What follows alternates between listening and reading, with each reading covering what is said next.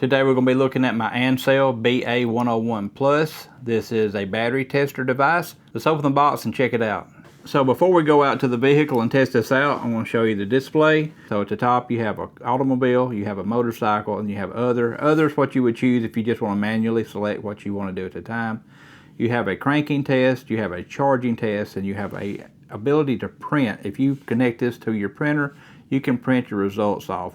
Below that you have waveform, analysis, and setup. So to go in the system, you'll just simply click the OK button on what you have highlighted. To go through the menu, you just simply hit the down and the up buttons. So I'm going to select car, I'm going to hit OK. Here you'll select the type battery you have. I do flooded batteries, OK, and then right here you do either cold cranking amps or BCI. I'm going to select cranking amps, and then you will select what capacity your battery has. Like right here showing 610 amps. You'll look at the label on your battery and you'll select the amperage according to what's on your battery. You'll go through the menu and you'll select the correct amperage for your battery. And you'll select that, and then you'll be able to run the test. I'm not going to do that because the battery I have this connected to right here is just to illuminate this so you can see the menu. Let's go ahead and I'll show you how to use this device. I've got my daughter's 2012 Altima out here. You can tell the battery has kind of been neglected a lot. So I'm going to connect this to it, and I'm going to run some tests on it. So the first test I'm going to run, I'm going to do the cranking test. So I'm going to hit OK right there. And it says start engine. So I'm going to start the engine.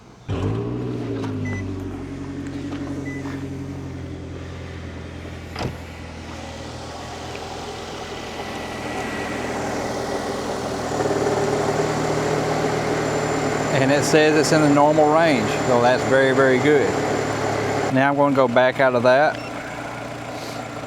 Crank test saved. I'm going to go back to the charging test now, and I'm going to hit OK. Turn off all devices, increase RPM to 2500 or 3000. Hold there for 10 seconds.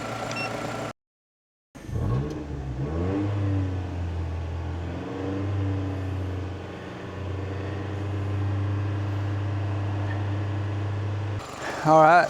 Turn on headlights and air conditioner. Headlights and air conditioner on, so.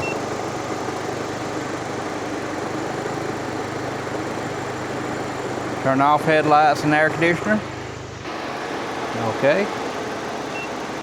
All right, showing me my alternator's not outputting exactly what it should, which may be some of the reason of this corrosion right here. It does keep the battery charged, but I have noticed that the battery feels a little weak at times. So I may very well be having a failing alternator. Okay, I readjusted my battery terminals to make sure they're making a good connection. I'm going to do the cranking amps now on this car. It has just been ran. So to do that, I'm going to hit OK on the car. I'm going to do regular flooded because that's the type battery I have. I'm going to do cranking amps. This one is 610 amps. That's what my battery label says.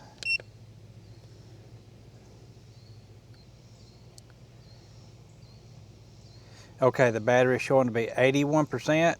The SOC is showing to be 90%. So, and it measured at 549 amps. I'm going to let this thing sit for a while, and then we'll come back and we'll do this test again and see if the battery is holding its charge. All right, we're back. I've got the battery cables connected again. It's been a good long time since I did the first battery test, so now I'm going to go back into it again and see if the battery is indeed holding its charge.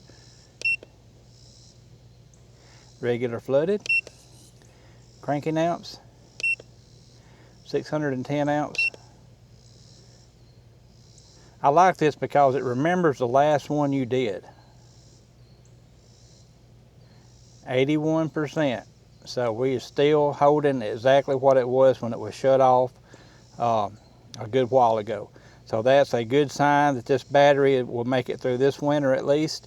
I have got to clean the corrosion off of this hot end. It is terrible. So guys, this device right here is very functional. It has a lot of helpful tools in it to determine if your alternator is good, if your battery is good. In order for me to get a really good test on it, I'm gonna have to have someone in the vehicle to raise the RPM up, because when I press the OK button, by the time I get into the vehicle, the timer has already started counting. So I'm missing some alternator output at that point in time, but it's still telling me that my alternator is a little bit weak, but it is still keeping the battery charged. I love this little device, guys. If y'all looking for y'all a battery tester, alternator tester, this right here is a good device to have to do that. Check it out. I love it, and I believe you will too. Today we're going to be looking at the Loki-Thor JC400 multifunction jump starter and battery charger. Let's open the box, see what we have inside. So in the box you have, of course, your user manual. You have a nice little carrying pouch. You have a USB-A to USB Type-C. That's charging this from a power brick like your phone charger. You have an AC connector. This will plug into the wall directly to charge this device, or to use other functions that this device has available, like charging the battery. You have your very quality made heavy built jumper leads that plugs into your Loki-Thor, and you connect the other ends to your car battery. And then we have the Loki-Thor itself. This thing is a little powerhouse. This is a 2500 amp jump starter. It will do a 6.5 liter diesel or 8.5 liter gas engine. On this end right here, under this cap, you plug in your jumper leads to jump your battery to your car. On this end right here, you have two ports. This one is your AC plug that you plug into the wall. This one is a USB Type A and a USB Type C. You plug in your USB Type C to this, plug the other into a power brick like your phone charger, and that will charge this battery. To power this on, you just simply press the red button, and it's powered on. You can see I'm fully charged. Got two green bars at the top, followed by an orange and a red at the bottom. As they decline, the charge is less and less in this right here. This has the ability to jump start an 8.5 liter gas engine or a 6.5 liter diesel engine. Very powerful. So the first button you come across right here is a light button. You long press it and the light will come on. And you press it again, it goes dimmer and dimmer. And now if I press it again, it's going to go into strobing mode. Press it again, that's the SOS mode. Press it again, there's another strobing mode. Press it again and it goes off. The M, you long press it for 5 seconds. That's a force start mode if you're having trouble getting it to start. Press the M and it will force start. You'll hear a little click in this device, which is a relay, and it will force start the car. It will give you power, and you go in there and hit your key and it should crank up.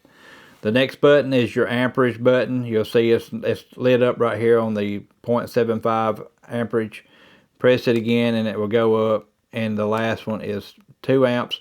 This is your charging mode if you're using an AC outlet of your home. If you want to trickle charge it, you'll just put it on the lowest one, which is 0.75, and that will give you your trickle charge to your battery. And then the last one is your mode button. I don't have it connected to a battery right now, so it's not going to find anything. So it's scanning right now. And I believe that is an auto detect feature that will get everything set up to what it needs to be set up. So I'm going to turn this off now. Let's go out to my vehicle and we'll see how well this works. Okay, I've got this jump starter / charger connected to my Jeep. I've got an AC 110 plug. I'm going to plug it into my extension cord, and when I plug it in, it's going to turn on automatically. All right, it shows my battery is at 12.6 volts and it's topping my battery off. Right now, it is topping it off at 0.75 amps, which is a trickle charge. And if I want to charge it even more, I can hit the amp button. Okay, now that's charging it at 1 amp. I can hit it again. Now it is charging it at 2 amps. This thing has a repair mode. It's this one right here. So I'm going to hit the mode button. Okay, that's regular 12 volts AGM. This is 12 volts lithium. I'm going to keep going. That's 6 volts.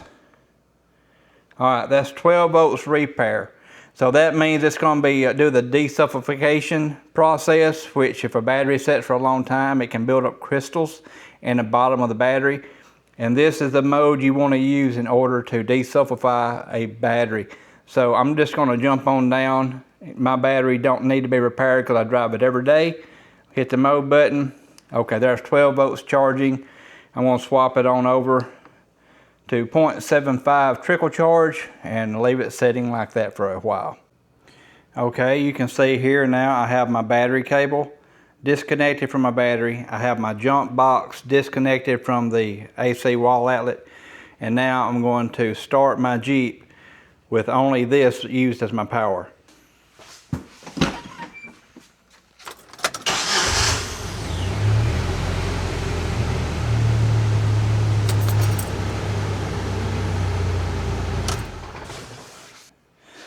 All I can say is that thing started the Jeep up super fast.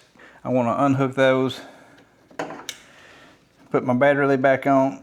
Well guys, all I can say is I'm greatly impressed with this little jump starter slash charger. The fact that it's a charger is incredible, and the fact that it's a jump starter with that much power, a 6.5 liter diesel or a 8.5 liter gas, that's incredible. This is a 4-cylinder engine I just did, and you can see how fast it turned it over. I mean, it cranked almost instantly, and it was not connected to the battery on the Jeep. This was the only thing powering the Jeep at the time. So if you're looking for you a battery desulfifier, a battery charger, a jump box, this right here is an all-in-one unit. I love it, and I believe you will too. Check it out.